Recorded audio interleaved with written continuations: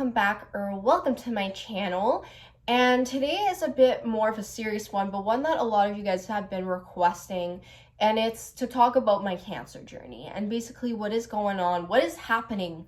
And I thought now that I have the results of basically what it was, what was going on with it, and all that, and what we're gonna do next with it, I thought it's finally time to sit down. I was just waiting to get results and stuff to make this video.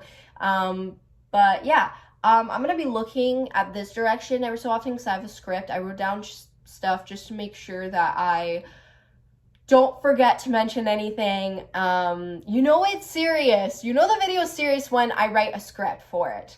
But yeah, so without further ado, let's get started. So I need to start in last year, 2024. On January 26th, I had bunion surgery for my left foot. If you guys don't know what bunion is, it's basically just a bone growth deformity, with usually something that shows up in people who are much older with arthritis or just by wearing tight shoes for years. But in my case, it runs in my family, and because it's genetic, it basically grew with me as I grew up. So me and my family doctor, we looked into getting surgery for me, and it took a very long time to proceed this. I think I went and saw my doctor in 2022, I believe, or maybe it was 2021. I can't exactly recall when. And then finally, eventually, we were able to get a surgeon, and they looked at everything. I was cleared to get surgery. So I think it was like in April or May of 2022 that I saw my family doctor for that, got the referral, and then didn't see my surgeon for the first time until April of 2024, and then I got I got told that I was in the candidacy for that surgery, and then I got my date for the 26th. So everything healed well. It looks really nice right now. But about 6 months-ish into the healing process, I noticed a bump under my left foot growing, and I thought it was like a bone or something. But I'm the type of person that takes forever to go see a doctor and take things seriously, and I don't know why. I always have a fear like in my head that like the thing that I'm worried about or the way I'm feeling is going to disappear once I talk about it or go see a doctor or whatever. So I always have issues going to someone about my issues, if that makes sense. So it took me a very long time. But anyways, eventually we got the date for my second bunion surgery for my right foot. And after a bit of delays, because my surgery had got canceled and then it was put back for the 28th of January 2025, everything went well again. Everything is healing well. But finally, at my 2 weeks post-op appointment on February 14th, I decided to bring up the bump under my left foot to my surgeon. And my surgeon told me it was probably just stress on the foot and it was probably just a cyst. And he decided to order me an ultrasound just to see if it had fluid in it, and we could just take a syringe and remove it like that, or like drain it, or if he would have to get surgery if it bothered me that much. So he booked the ultrasound for March 6, 2025. I don't know what the ultrasound looked like. My mom says it looked really big, but I didn't look at it, so I couldn't see it from my perspective of like how I was laying down. So I don't know what it looked like. But she said it would look big. But the ultrasound went well. It was pretty easy. It was just an ultrasound. And then on March 14th, I had my 3 months post-op appointment, and it was during March break. So my surgeon wasn't there because he has kids, so he took the March break off, which is understandable. And so it was one of his residents that saw me instead. I got my cast off, did some x-rays, everything looked great for my right foot. But then the resident asked me if we had a history of bone cancer in my family, and we're like, no. And he was telling us, and the young people were like, no. And he said it might be cancer. And then he fucking left us and then came back with another resident who looked at me, not even at my foot, just looked at me with the door open, by the way, which you're not supposed to do that because that's invasion of privacy. And he just looked at me, said, nope, it's not cancer, and walked off. Like, what the fuck? Anyways, so we were completely confused in that moment. We were confuzzled. Like, one moment it's cancer, one moment it's not. Fucking choose. Like, what the fuck? So it was Friday. We couldn't do anything about it because it was the weekend at this point. So Monday morning, my mom called the hospital, but my surgeon's receptionist wasn't in. It was another person, and she didn't have access to the computers. So she left a note saying that we need to see the doctor like ASAP. So the next day, on the Tuesday morning, we got a call saying that we'd get to see the surgeon the next morning on the Wednesday around 9:50-ish a.m.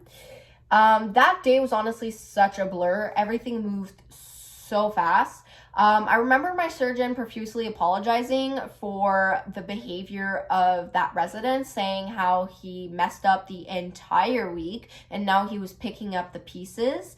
He did tell us, though, that it was probably cancer, and so he ordered us an MRI to see if the cancer had spread anywhere else. And before we could even leave the hospital, my mom got a call from the hospital and saying for her to go back into the hospital. I don't know what happened because I just sat at the entrance of the hospital while she was gone. But basically what I get is that they canceled someone else's MRI to fit me in that day. And that was kind of terrifying because it's like, okay, if you need to cancel someone else's appointment because to fit me in, that means I'm kind of important. So that really worried me, honestly.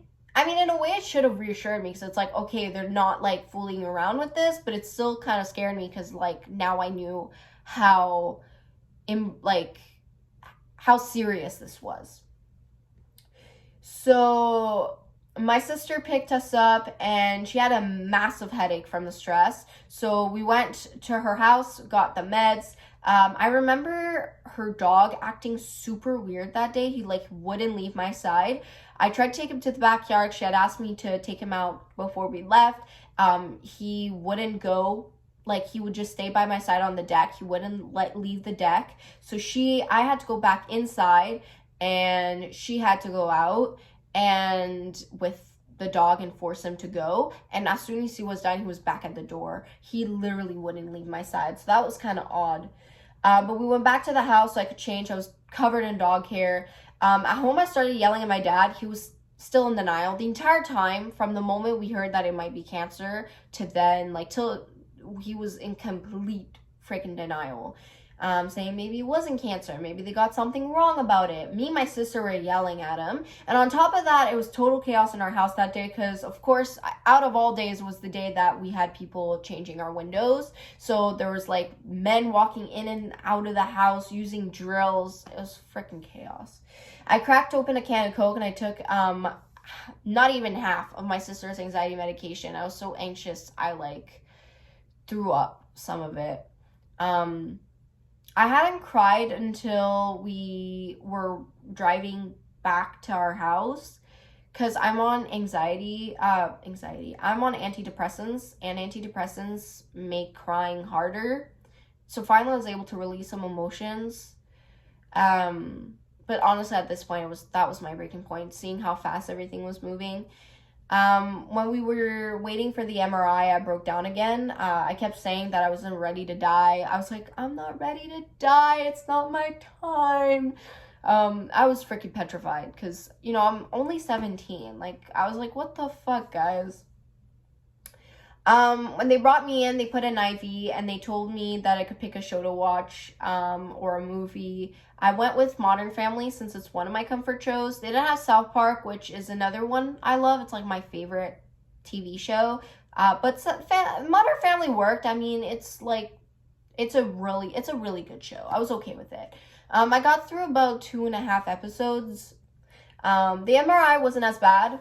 as I thought it would be. The weirdest part was they had to inject me with contrast dye, and it felt freezing cold, but like only in my chest, nowhere else in my body, nowhere else. And I couldn't move, right? Because you're in an MRI machine. When you're in an MRI machine, you're not supposed to move. And I really, in that moment, feeling my chest being cold, I wanted to put my hands on my chest, and I couldn't because you're not supposed to move. So that was, but it still went smoothly, but it was just very weird.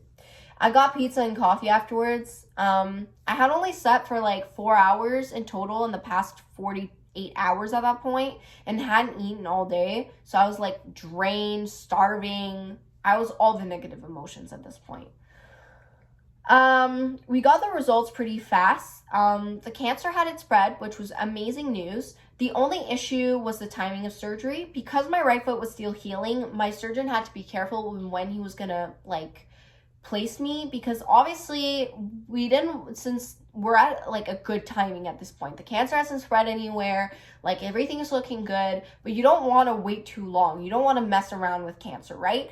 But the thing is I was still healing from my right foot, and if I got surgery on my left foot, I can't put pressure on my left foot, and all my body weight would go to my right foot. But we didn't want to mess anything up since everything was healing so well. So it was really hard, but finally he booked me in for April 17, 2025, right before Easter weekend.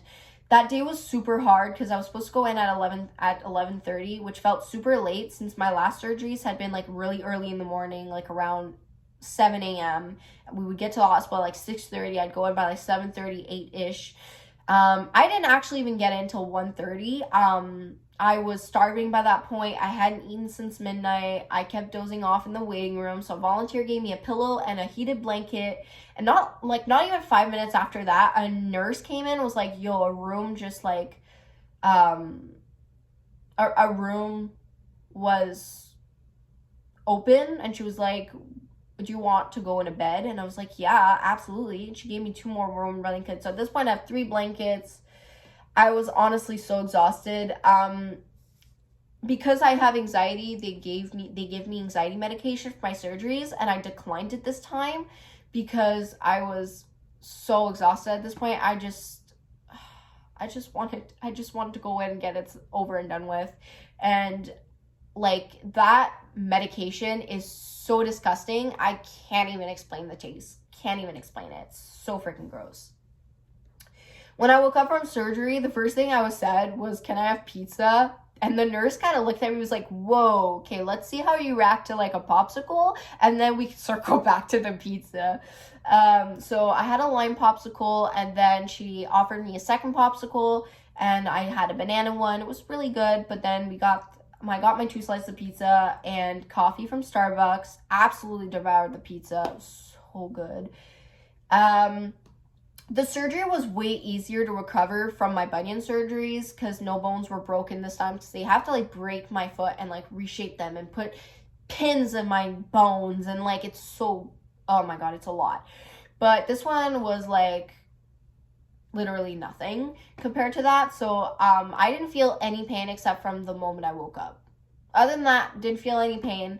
I couldn't walk for like a week, but just a week is nothing compared to the fact that like with my bunion surgeries, I couldn't walk for like 6 weeks.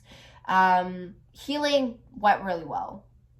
Now it's just very stiff at the bottom of my foot. He told me I have to massage it, but I don't like touching my where my stitches are because they feel very dry. And even with my socks on, it feels very dry. I don't like touching it. It gives me the heebie-jeebies. We got the final results finally recently, 2 weeks ago? No, a week ago. Yeah, I don't know my dates. It was a week ago. It was last Friday. I got my results, and yes, it was cancer, but it was stage 0. That means I don't have to do chemo. I don't have to do radiation. Though I will be seeing my surgeon again in August to make sure everything is good and that nothing comes up, that everything went well.